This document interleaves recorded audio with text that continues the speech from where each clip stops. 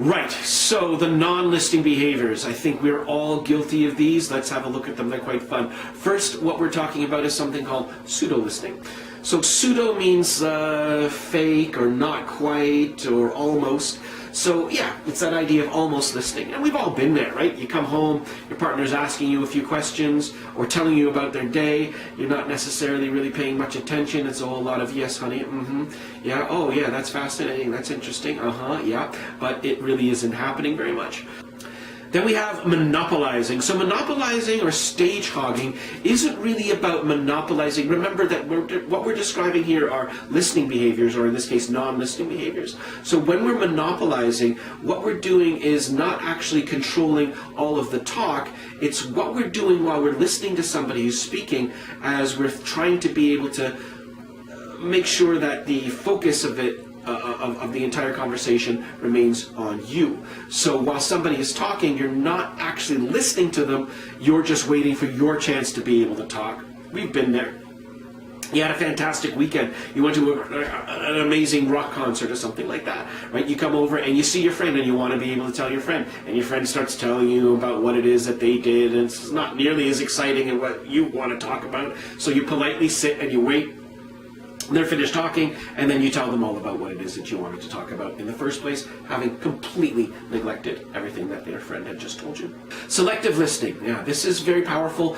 It's something, unfortunately, that is required to do in this age of message overload. We are constantly being bombarded with messages, and there is a fight for our attention. From advertisers, from marketers, from anybody who's trying to be able to get our attention for a variety of reasons. So we need to be selective with where we put our attention.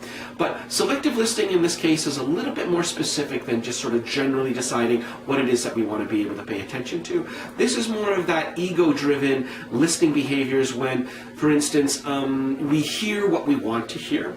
So if you can imagine, somebody has just gotten a new car, and you're a little bit concerned about how that person is driving. You think that they've been reckless with it, it's a fancy, fast car, and you're afraid that this person may end up doing something dangerous. So you talk to the person, hey, look, I've watched you in your beautiful new car, it's fantastic, and I know you love it, I love it, I'm even a little bit jealous, but you have to drive a little bit careful, right? You could end up hurting somebody, you could end up hurting yourself. I don't want to go and pick you up from the hospital, so please drive carefully. If you're inclined to be able to say something like that, if that's the relationship you have with the person, but then what the other person hears is all of the other stuff is gone. The only thing that they hear is, they like my car. They think I have a beautiful car.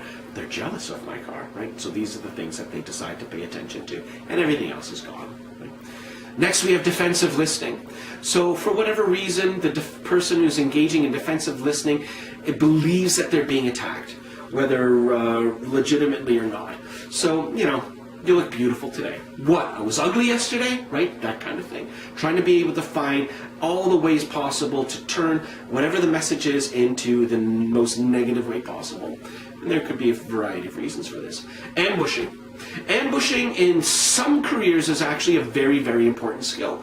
So for instance, if you're a detective and you're interrogating a suspect, ambushing is trying to be able to listen very, very closely, not for the entire story, but to try to listen for the minute little details that might be off. Another example of that might be the lawyer, right? Where you're trying to be able to find where the weakness in an argument is, and then you try to be able to pounce on them. So it's almost like you're making checks as the person's going by. That sentence, fine. This point, fine. This point, you're wrong, right? And then you jump on the person.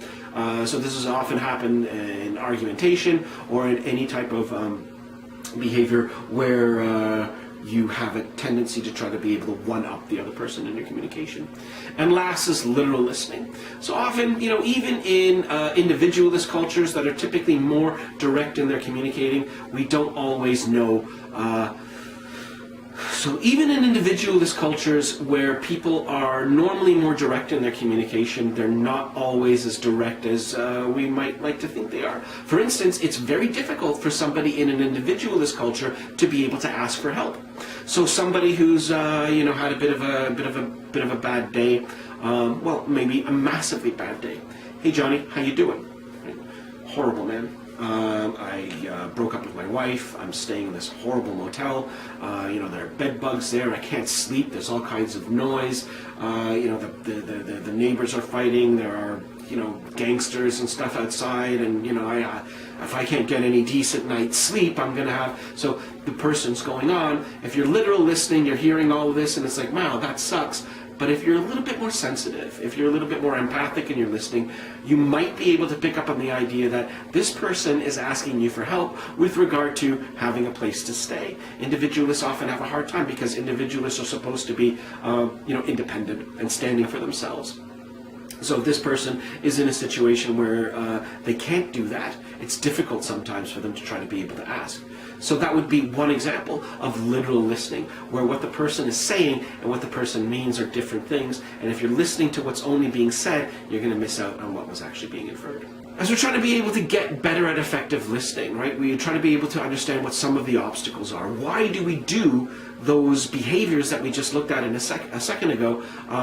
Well, there are a few of them, right? So let's begin with some external obstacles, right? Message overload is something that we talked about before. We are constantly, in this culture, and many of them, being bombarded with advertising, with messages in the subway about when things are happening and stuff like that, when the next train is coming. All of this, so much information that's just being bombarded, and especially if you live in an urban environment like Toronto. So the idea that things are overwhelming can make it very difficult for us to be able to pick things up, right? We have a processing rate as well. So what that means is we process information about 5 to 6 times faster than we take it in. So if I'm listening to somebody and they're speaking a little bit slower and I have a rough idea of where I think that conversation is going, I'll fill in all the gaps before that person is finished talking, and I will make assumptions about how I think that person is talking to me. Message complexity, of course, if the message itself is extremely complex, that will make it difficult for us to be able to understand it. Noise is something that we've discussed on several occasions already, right? So physical noise, of course, anything that's going on around us in terms of banging and clanging and music and people talking, that can be an impediment to our ability to listen as well. That gets us into the broader problems with other internal obstacles, right? So the psychological, of course, as we mentioned before, are absolutely what we're looking at now. So we could talk about preoccupation. So if you're worried about, how you're going to be doing on the upcoming quiz, while you're having a conversation with somebody, it makes it difficult to pay attention. Prejudgment. If you've already decided that the person talking to you is an idiot, you may have a hard time actually picking up what the message is that they're giving out. A lack of effort. And that might not be because we're lazy, but it could honestly be because we've been at work or we've been at school and we've been listening to our professors lecturing for hours at a time. And when you come home, maybe the last thing you need to be able to do is to actually be able to start listening to more people talk about stuff. Right? So it could be just that you're tired, you're exhausted, we have a limited amount of energy that goes on during the day, and that's the end of it. Of course, it could just mean that you're lazy. Not recognizing diverse listening styles. This is how our work into the personality dimensions was actually quite important. We can see that other people are paying attention to different things. Right? So a gold personality is looking for signals, for instance, as to what it is, so from a relational perspective, what words are you saying? How are you communicating with that person in order to be able to indicate that you believe that that person is an integral and important part of this group that you're in? People are different. We have different approaches to how it is that we want to be able to send our messages, and of course, we hear things differently, depending on how we like to interpret them. Finally, our desire to fix things, right? This can be a massive impediment. And this is actually one of the differences too between masculine and feminine ways of listening. Often when females are communicating, the reason for that is to try to be able to establish and maintain the relationship between each other. So that when a woman is telling another woman about a certain problem, it isn't about trying to be able to find a solution. It's about sharing an emotional experience where you're not alone in this, in whatever tribulation that you happen to be facing. The more action-oriented, traditional male approach is to listen to a problem and assume that there's some way to be able to fix it, and that's what they're supposed to be doing through the process. A lot of times, male listeners especially need to try to be able to resist this urge to try to be able to fix it.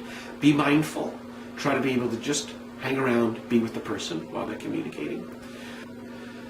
To be mindful and to let the person be sure that you're receiving their message.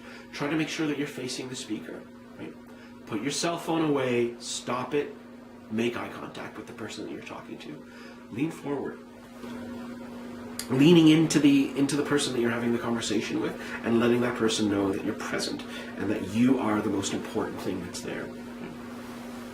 Having an open posture, right? Open palms, open hands, and these types of things. These are non-aggressive stances, right? So try to be able to make sure that you're open and receptive and let your body language say that. If you're crossing your arms, doing these types of things, you're closing yourself off physically, and those will be read as signs, right? And largely relax, right? If you're tense, then the person speaking to you is going to have a hard time relaxing as well. So try to be able to create a situation wherein so much as we mirror each other's emotional states, if you could start creating a communicative climate whereupon you're the relaxed one, even if the other person is quite tense, you could create a massive difference. So becoming an effective listener is probably one of the most important communication skills that you could possibly have.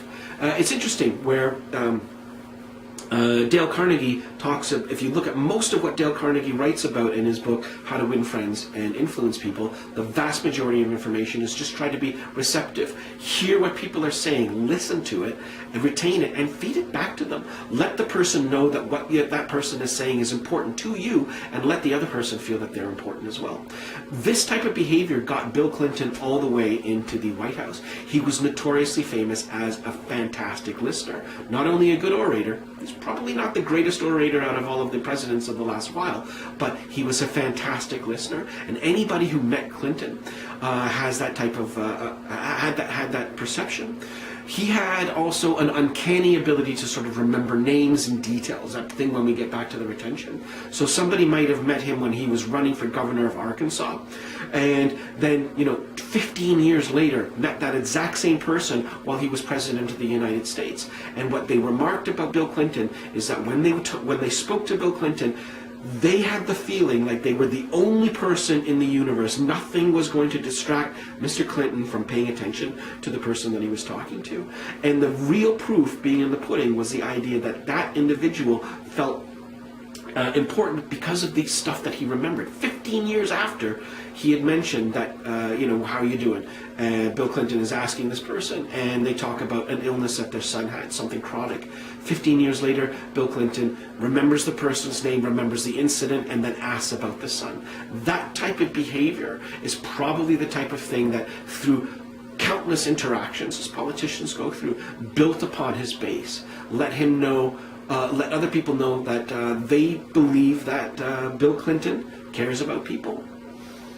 So, in terms of getting forward, trying to be able to get things done, remember, as you're walking away, and if you're in a at a cocktail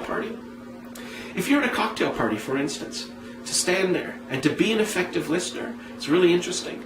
You could go and you could say very, very little, questioning every once in a while as you did, paraphrasing, summarizing what the person's saying. Walk away and add very little to the conversation.